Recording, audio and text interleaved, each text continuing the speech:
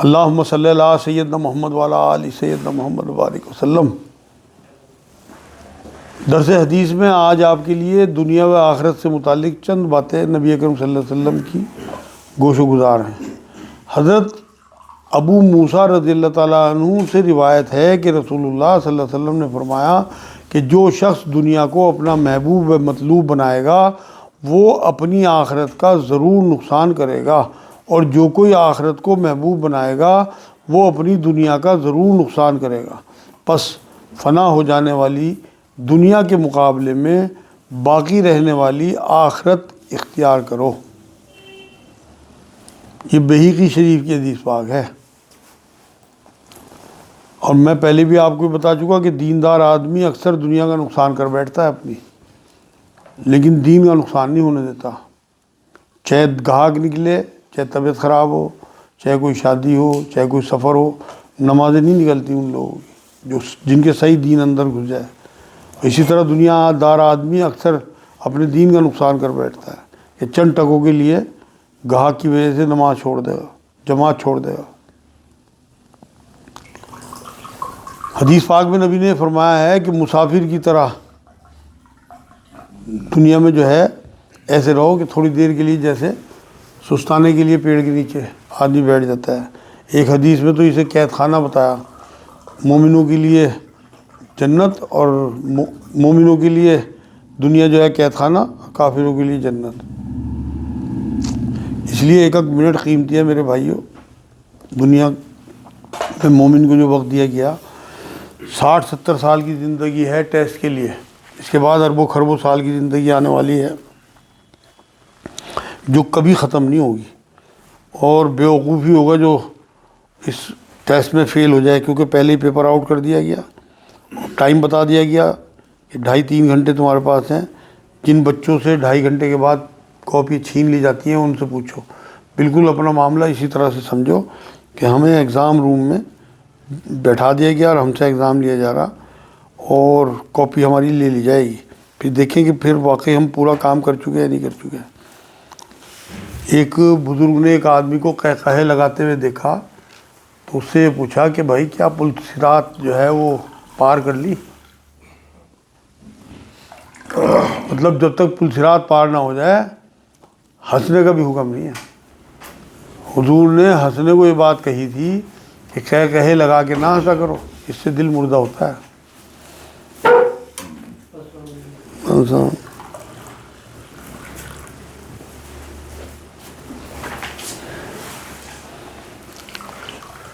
حضرت ابو ہریرہ رضی اللہ تعالیٰ عنہ سے روایت ہے کہ رسول اللہ صلی اللہ علیہ وسلم نے فرمایا کہ دنیا مومن کا قید خانہ اور کافر کی جنت ہے۔ صحیح مسلم کی حدیث پاک ہے۔ ہم نے دنیا کو جنت بنا لیا، پھر کہاں جنت سے نکلنے کو دل چاہے گا؟ جنت تو ایسی جگہ ہے کہ آدمی وہیں رہنا چاہے گا۔ اب جن لوگوں نے یہیں دنیا کو جنت بنا لیا، اسی لیے تو انہیں موت یاد نہیں آتی، اسی لیے تو وہ نکلنا نہیں چاہتے یہاں سے، اور اگر قید خانہ سمجھیں گے تو بے چین رہیں گے۔ آپ قیدیوں سے پوچھو جو جیل میں ہیں کہ ان کیسے تڑپتے ہیں نکلنے کے لیے، آزادی کے لیے۔ تو اصل بات یہ ہے کہ ہمیں جو ہے اسے اگر ہم قید خانہ سمجھیں گے تو ہم یہاں سے نکلنے کے چکر میں رہیں گے کہ اس طرح اپنے اللہ اور اس کے رسول سے جا ملیں جا کے۔ حضرت جابر رضی اللہ تعالیٰ عنہ سے روایت ہے کہ رسول اللہ صلی اللہ علیہ وسلم نے فرمایا کہ مجھے اپنی امت پر جن بلاؤں کا خوف ہے ان میں سب سے زیادہ ڈر کی بلائیں ہوا اور طول عمل ہے، کیونکہ ہوا جو ہے اسے دین کے معاملات میں نفس کی رجحانات کی پیروی کو کہتے ہیں، مطلب شریعت کو نفس کے تابع کر لینا، جبکہ حکم تو یہ ہے کہ نفس کو شریعت کے تابع کیا جائے۔ اور قبول حق سے معنی آتی ہے، اور طول عمل دنیاوی زندگی کے بارے میں لمبی لمبی آرزوئیں کرنا ہے۔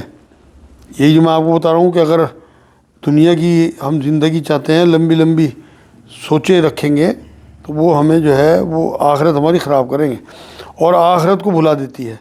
ادھر سے یہ دنیا مسلسل چلی جا رہی ہے، مطلب ختم ہو رہی اور گزر رہی ہے، اور ادھر سے آخرت چل پڑی اور چلے آ رہی ہے۔ جیسے پینڈلم آپ نے دیکھا ہوگا نا کہ گھنٹے کا جو ہوتا ہے، پہلے تو گھڑی جو چلتی تھی، ہر گھڑی جو ہے وہ بتا رہی کہ پچھلا وقت گیا آپ کا، تو واپس نہیں آ سکتا۔ ہر لمحہ ہر گھڑی جو بیت رہی ہے وہ واپس نہیں آ سکتی۔ بس دو ہی چیزیں ہیں، حال تو کچھ ہے ہی نہیں. ابھی ہم یہاں بیٹھے ہیں، جو منٹ گزر گئے وہ واپس تھوڑی آ سکتے ہیں. تو اس لیے جو منٹ گزر گئے حال کچھ نہیں ہوتا. یہ وہ مستقبل، یا تو مستقبل ہے یا ماضی ہے. تو جو ماضی میں جا چکا اس پہ ہماری کوئی اختیار نہیں ہے، ہم کچھ بھی نہیں کر سکتے. اور جو آنے والا ہمارا جو مستقبل ہے اس پہ بھی ہماری پکڑ نہیں ہے، وہ سب اللہ کے ہاتھ ہے. تو اس لیے جلدی جلدی اچھے سے اچھے کام کریں جو ہمیں اللہ سے ملوا دیں اور اللہ کی معرفت حاصل کرا دیں. دو صحابہ کے بارے میں بات آتی ہے کہ جب بھی وہ ملتے تھے تو بچھڑتے ہوئے دونوں سورہ کوثر، دونوں میں سے کوئی بھی ایک سورہ کوثر سناتا تھا. سورہ کوثر نہیں، سورہ اثر. سورہ اثر میں ہے نا شروع میں وَالْعَصْرِ إِنَّ الْإِنسَانَ لَفِي خُسْرٍ، مطلب انسان خسارے میں ہے. تو ایک بزرگ نے لکھا کہ خسارہ مجھے جب اندازہ ہوا کہ ایک آدمی برف بیچ رہا تھا بیٹھا ہوا اور چیخ رہا تھا کہ لوگوں میرا برف پگھل رہا ہے، جلدی جلدی سے خرید لو. تو یہ ہے خسارہ اصل میں، کہ اگر کوئی اس کا برف نہیں خریدے گا تو وہ سب پانی ہو جائے گا. تو اگر ہم واقعی اس وقت کا فائدہ نہیں اٹھائیں گے تو ہم خسارے میں چلے جائیں گے. اور انسان ان دونوں کے بیچ ہے. مطلب ادھر سے تو دنیا ہماری بیت رہی، زندگی چلی جا رہی، ایک ایک لمحہ ایک ایک جو گھڑی جو ہے وہ بیت رہی بس. اور ادھر سے آخرت ہماری طرف بڑھی چلی آ رہی. ظاہر سی بات ہے جب ہم موت کی طرف جا رہے ہیں، انسان بچے کی طرح پیدا ہوتا ہے، پھر نوجوان، پھر جوانی، پھر ادھیڑ عمر، پھر بڑھاپا اور پھر موت. تو وہ پھر آخرتی کی طرف سے جا رہا اور انسان ان دونوں کے بیچ میں ہے. بس اگر استطاعت ہو تو دنیا سے چمٹنے والے نہ بنو، مطلب دنیا میں نہ الجھے رہو. آج تو لوگ حرام حلال کچھ نہیں دیکھتے، بس لگے پڑے. اور عمل کرو، کیونکہ آج تم دارالعمل میں ہو جہاں جزا سزا نہیں. مطلب یہاں تمہارے اختیار میں ہے سارا معاملہ، جتنے مرضی عمل کر سکتے ہو، کوئی جزا سزا نہیں ہے یہاں پہ. یہاں کوئی پکڑ نہیں ہے، یہاں امتحان ہے، رزلٹ بعد میں آنا. اور کل کو دارالآخرت میں ہوں گے اور وہاں عمل نہیں ہوگا. یہ بحیقی شریف کی حدیث پاک ہے. ترقی کی منائی نہیں ہے اسلام میں، مگر اسی میں لگے رہنا، رات دن حرام حلال دیکھے بنا بس دوڑ اور ہوڑ. اس کے پاس یہ کیوں ہے، میرے پاس یہ کیوں نہیں ہے. حدیث میں یہ بات آتی ہے، نبی اکرم صلی اللہ علیہ وسلم نے فرمایا کہ دنیا کے معاملے میں اپنے سے نیچے کو دیکھو اور دین کے معاملے میں اپنے سے اوپر کو دیکھو. آج میں دیکھ رہا ہوں جس طرح کی دوڑ ہے نا، بس لگے پڑے. سوالوں سے اندازہ ہو جاتا ہے لوگوں کے کہ صرف دنیا، بزنس اور پیسہ، اس کے بارے میں سوال زیادہ تر آتے ہیں. کسی کا سوال یہ نہیں آتا کہ جی ہماری آخرت کیسے بنے. آج کی ایک دو حدیثیں اور ہیں. حضرت انس رضی اللہ تعالیٰ عنہ سے روایت ہے کہ رسول اللہ صلی اللہ علیہ وسلم نے فرمایا کہ کیا کوئی ایسا ہے کہ پانی پر چلے اور اس کے پاؤں نہ بھیگیں؟ عرض کیا گیا کہ یا رسول اللہ ایسا تو نہیں ہو سکتا. تو آپ صلی اللہ علیہ وسلم نے فرمایا کہ اسی طرح دنیا دار گناہوں سے محفوظ نہیں رہ سکتا. بحیقی شریف کی حدیث پاک ہے. مطلب گناہ تو کریں گے، لیکن نبی نے فرمایا کہ بہترین گناہ گار وہ ہے جو توبہ کرتا رہے. ایک اور حدیث میں نبی اکرم صلی اللہ علیہ وسلم نے فرمایا کہ گناہ اگر کبھی ہو جائے تو فوراً نیکی کر دیا کرو، اس سے وہ گناہ دھل جائے گا. صدقہ کر دیا کرو، صدقے سے ہی بلائیں ٹلتی ہیں. آج کی آخری حدیث حضرت ابو سعید خدری رضی اللہ تعالیٰ عنہ سے روایت ہے کہ ایک روز رسول اللہ صلی اللہ علیہ وسلم نے ممبر پر کھڑے ہو کر فرمایا کہ مجھے اپنے بعد تمہارے متعلق صرف یہ خوف ہے کہ روئے زمین کی برکتوں کے خزانے تمہارے لیے کھول دیے جائیں گے. اس کے بعد آپ صلی اللہ علیہ وسلم نے یک بعد دیگرے دنیاوی عیش و طرب کا تذکرہ فرمایا. ایک شخص نے کھڑے ہو کر عرض کیا کہ یا رسول اللہ کیا اچھائی سے بھی برائی پیدا ہو سکتی ہے؟ آپ صلی اللہ علیہ وسلم خاموش ہو گئے. ہمیں خیال ہوا کہ آپ صلی اللہ علیہ وسلم پر وحی نازل ہو رہی ہے. تمام لوگ خاموش تھے. معلوم ہوتا تھا کہ ان کے سروں پر پرندے بیٹھے ہیں. کچھ دیر کے بعد رسول اللہ صلی اللہ علیہ وسلم نے چہرے مبارک سے پسینہ پوچھا اور 3 مرتبہ پوچھا کہ ابھی ابھی جس شخص نے سوال کیا وہ کہاں ہے، اور فرمایا کہ وہ دنیاوی مال کوئی اچھی چیز ہے. اسی سے سوال کیا حضور نے. بے شک اچھائی سے اچھائی ہی پیدا ہوتی ہے، لیکن موسم بہار کا سبزہ کبھی مار ڈالتا بھی ہے یا مرنے کے قریب پہنچا دیتا ہے. البتہ جو جانور اس سبزے کو اتنا کھائے کہ جب وہ کھیں تن جائے تو دھوپ میں جا بیٹھے، مطلب پورا اس کا پیٹ بھر جائے تو جا کے دھوپ میں بیٹھے اور جگالی کرے. دھوپ میں جا بیٹھے،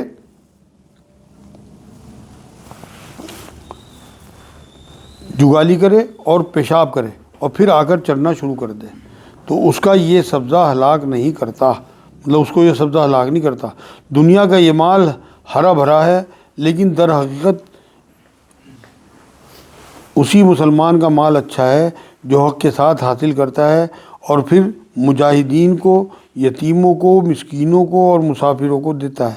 اور جو شخص ناحق مال لیتا ہے وہ اس کھانے والے کی طرح ہے جو جتنا ہی کھا لے لیکن سیری نہیں ہوتی۔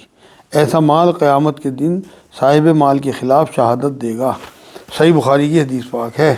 آپ کھانے کی ٹیبل پہ اس کی مثال لے لو، جو لوگ کھاتے ہی چلے جاتے ہیں ان کا پیٹ نہیں بھرتا، اور جس نے کھا کے تو ہاتھ روک لیا اس کا وہیں پیٹ بھر گیا، سمجھو۔ تو اس لیے ایسے ہی کمائی کا معاملہ ہے، جتنا مرضی کما لو۔ حدیثوں سے یہ بات ثابت ہے کہ اگر اسے ایک سونے کا جنگل بھی دے دیا جائے تو یہ کہے گا ایک اور دے دو۔ اور یہ فرمایا کہ جو بنی آدم ہے اس کی جو پیٹ کا گھڑا ہے وہ قبر کی مٹی ہی بھر سکتی ہے۔ اور قرآن میں تو اللہ نے کتے کی مثال دی کہ اس کا پیٹ بھرا ہو تب بھی اس کی زبان جو ہے لٹکی رہتی ہے۔ یہی جو ہے آج انسانوں کا حال ہے کہ کتنی کمائی ہو، اسی لیے بے برکتی ہے، لوگ کماتے رہتے ہیں تو اس میں شکریہ ادا کرنے کی بجائے اللہ کی، اب اس کا جو ہے وہ گھڑا بھرتا نہیں۔ یہ صحیح بخاری کی حدیث تھی۔ آج